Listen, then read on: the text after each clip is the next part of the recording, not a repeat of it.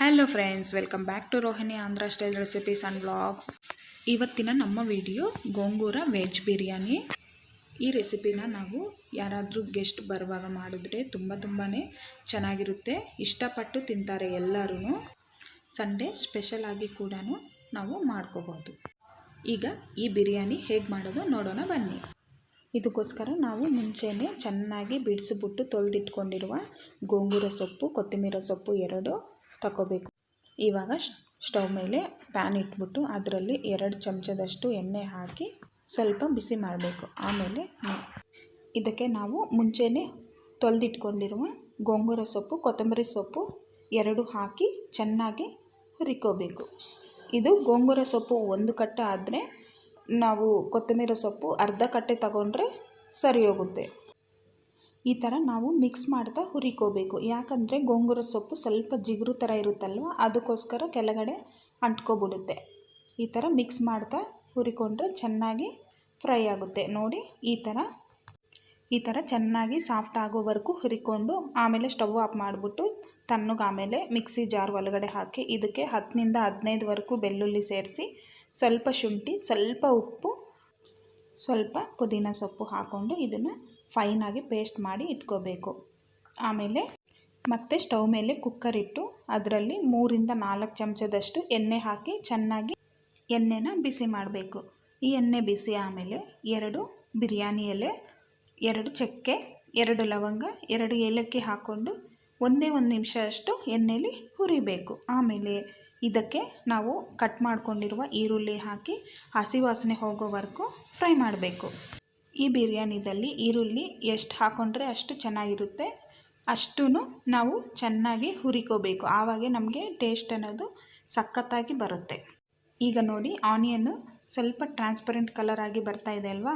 ಇವಾಗ ನಾವು ಇದಕ್ಕೆ ಒಂದು 5ರಿಂದ 6 ಹಸಿಮೆಣಸಿನ್ಕಾಯಿ ಹಾಕ್ಕೊಂಡು ಅರ್ಧಕ್ಕೆ ಕಟ್ ಮಾಡಿ ಹಾಕೋಬೇಕು. ಅದನ್ನು 1 ನಿಮಿಷದಷ್ಟು ಹುರ್ಕೊಂಡು ಆಮೇಲೆ ಇದಕ್ಕೆ ಆಲೂಗಡ್ಡೆ ಒಂದು ಚಿಕ್ಕದಾಗಿ ಕಟ್ ಮಾಡಿಕೊಂಡು ಇದನ್ನು 1 ನಿಮಿಷ ಅಷ್ಟು ಎಣ್ಣೆಯಲ್ಲಿ ಹುರಿಬೇಕು. ಇದೆಲ್ಲ ಚೆನ್ನಾಗಿ ಎಣ್ಣೆಯಲ್ಲಿ ಹುರ್ಕೊಂಡು ಆಮೇಲೆ ನಾವು ಮುಂಚೆನೇ ಗೋಂಗೂರ ಪೇಸ್ಟ್ ಮಾಡ್ಕೊಂಡು ಇಟ್ಕೊಂಡಿದ್ವಲ್ವ, ಅದನ್ನು ಹಾಕಿ ಸ್ವಲ್ಪದಷ್ಟು ಒಂದು ಅರ್ಧ ಚಿಕ್ಕ ಲೋಟ ಅಷ್ಟು ನೀರು ಹಾಕಿ ಚೆನ್ನಾಗಿ ಇದನ್ನು ಈ ಥರ ಕುದೀತಾ ಇದೆ ಅಲ್ವ, ಆ ಥರ ಕುದಿಸ್ಕೊಂಡು ಆಮೇಲೆ ಇದಕ್ಕೆ ಸ್ವಲ್ಪ ಅರಿಶಿಣ ಹಾಕಿ ಒಂದು ಅರ್ಧ ಚಮಚ ಅಷ್ಟು ಅರಿಶಿಣ ಹಾಕೋಬೇಕು.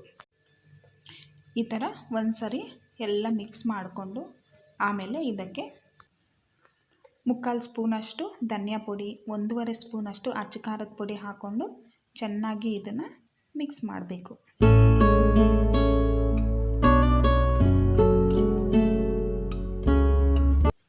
ಈಗ ಇದಕ್ಕೆ 1ರಿಂದ 2 ಚಮಚದಷ್ಟು ತುಪ್ಪ ಹಾಕಿ ಚೆನ್ನಾಗಿ ಮಿಕ್ಸ್ ಮಾಡ್ಕೋಬೇಕು. ಆಮೇಲೆ ಇದಕ್ಕೆ ನಾವು ನೀರು ಹಾಕೋಬೇಕಲ್ವ, ಅದ್ರ ಬದಲು ನಾವು ಕೊಬ್ಬರಿ ಹಾಲು ಯೂಸ್ ಮಾಡ್ತಾಯಿದ್ದೀನಿ. ಕೊಬ್ಬರಿ ಹಾಲು ಈ ಬಿರಿಯಾನಿಗೆ ಸಖತ್ತಾಗಿರುತ್ತೆ, ತುಂಬಾ ಚೆನ್ನಾಗಿರುತ್ತೆ ಬಿರಿಯಾನಿ ಟೇಸ್ಟು. ಈ ಕೊಬ್ಬರಿ ಹಾಲನ್ನ ನಾವು ಸೇಮ್ ನೀರು ಎಷ್ಟು ಮೆಜರ್ಮೆಂಟ್ ಹಾಕ್ತೀವೋ ಆ ಥರನೇ 1 ಗ್ಲಾಸ್ ಅಕ್ಕಿಗೆ 2 ಗ್ಲಾಸ್ ತೆಂಗಿನಕಾಯಿ ಹಾಲು ಹಾಕಿ ಚೆನ್ನಾಗಿ ಮಿಕ್ಸ್ ಮಾಡ್ಕೋಬೇಕು.